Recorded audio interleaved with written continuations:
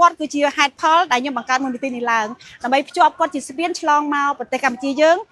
ប្រជាជនខ្មែរយើងដើម្បីជួយការរៀបចំនេះប្រហែលថ្ងៃដែរហើយ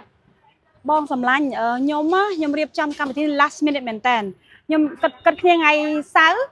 ថ្ងៃអង្គារខ្ញុំចាប់ផ្ដើមខ្ញុំត្រូ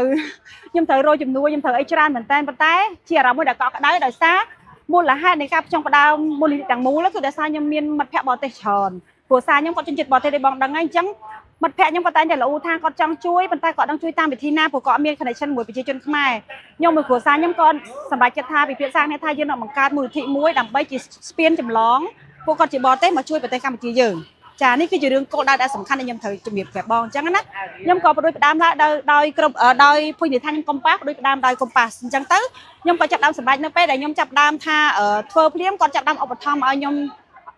ច្រើនខ្ញុំអត់និយាយថាម៉ាដែលគាត់ឧបត្ថម្ភខ្ញុំច្រើនមែនទែនអញ្ចឹងខ្ញុំមានកម្លាំងចិត្តក្នុងការធ្វើមូលនិធិឡើងខ្ញុំពីចាប់ដើមថ្ងៃដំបូងមកល្មមទី2ទី3ក៏ច្រើនតែច្រើនទៅឥឡូវខ្ញុំសឹងអត់មានកន្លែងដាក់អីបងអញ្ចឹងរយៈពេលដែលខ្ញុំធ្វើគឺ6ថ្ងៃតាំងពីថ្ងៃអង្គាររហូតដល់ថ្ងៃអាទិត្យវិញប្រហែលជាចូល6 ថ្ងៃចាបងអញ្ចឹងស្អែកថ្ងៃអាទិត្យទី21នោះគឺជាថ្ងៃចុងក្រោយមក10យប់ខ្ញុំឈប់ទទួលហើយព្រោះដោយសារខ្ញុំយកពេលវេលាហ្នឹងរៀបចំអីវ៉ាន់ដើម្បីដឹកជញ្ជូនអីវ៉ាន់ទាំងអស់នេះទៅជូនបងជនភៀសក៏ដូចជាបងធានកងទ័ពផងដែរតោងជាមួយនឹងការប្រមូលមូលនិធិហ្នឹង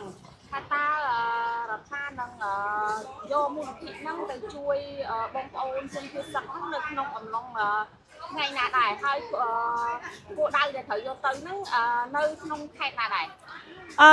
រគុណនៅសំណួរបងខ្ញុំមានកម្រងយកទៅខ្ទង់ប្រហែលខ្ញុំក៏ប្រហែលសិនណាព្រោះដោយសារយើងកង្វះយ៉ាងច្រើនពេកដឹងថាទាន់ឬអត់ទេខ្ញុំព្យាយាមនឹងទៅឲ្យបានថ្ងៃអង្គារទី23កម្រងខ្ញុំចង់ទៅមុនគេគឺខេត្តបាត់ដំបងព្រោះជាស្រុកកំណើតរបស់ខ្ញុំផ្ទាល់ផងដែរទី1ខ្ញុំឮដំណឹងមកថាពីបងប៉ូលីសនៅទីនោះក៏បានជម្រាបប្រាប់ខ្ញុំថាមានបងប្អូនជនភៀសច្រើនដែលគាត់មកពីខាងប៉ៃលិនប្រទេសមានជ័យមកពីខាងប៉ៃប៉ែតអញ្ចឹងបងអញ្ចឹងគាត់ទៅស្នាក់នៅម្ដុំហ្នឹងនៅក្នុងវត្តអញ្ចឹងមាន200-300គ្រួសារអញ្ចឹងខ្ញុំចាំរហូតដល់ថ្ងៃអាទិត្យបើសិនជាខ្ញុំបានដំណឹងមកថានៅមានបងប្អូនមកច្រើនទៀតខ្ញុំនឹងចេញទៅខេត្តបាត់ដំបងហើយបើសិនជាជំនួយរបស់ខ្ញុំមានរហូតដល់1000គ្រួសារជាងខ្ញុំនឹងបែងចែកជា2គ្រុប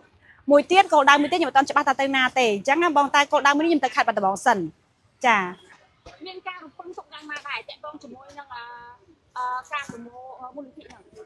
បងខ្ញុំអត់ហ៊ានរំពឹងទេខ្ញុំអត់ហ៊ានរំពឹងថាខ្ញុំបានច្រើនដល់ម្លឹងទេខ្ញុំគិតថាខ្ញុំធ្វើតាមសទ្ធារបស់ខ្ញុំបានប៉ុណ្ណាយកប៉ុណ្ណឹងប៉ុន្តែដល់ពេលអ្វីដែលបានមកលទ្ធផលដែលបានមកគឺហួសពីការរំពឹងទុកអញ្ចឹងខ្ញុំពិតជាអរគុណខ្ញុំពិតជាសប្បាយចិត្តហើយអរគុណដល់ពុកម៉ែបងប្អូនប្រជាពលរដ្ឋខ្មែរជាពិសេសមិត្តភក្តិបរទេសខ្ញុំដែលគាត់ចង់បកគលជាថវិកាបកគលជាសម្ភារៈផ្សេងៗគាត់គឺជាហេតុផលដែលខ្ញុំបង្កើតមូលនិធិនេះឡើងដើម្បីភ្ជាប់គាត់ជាស្ពានឆ្លងមកប្រទេស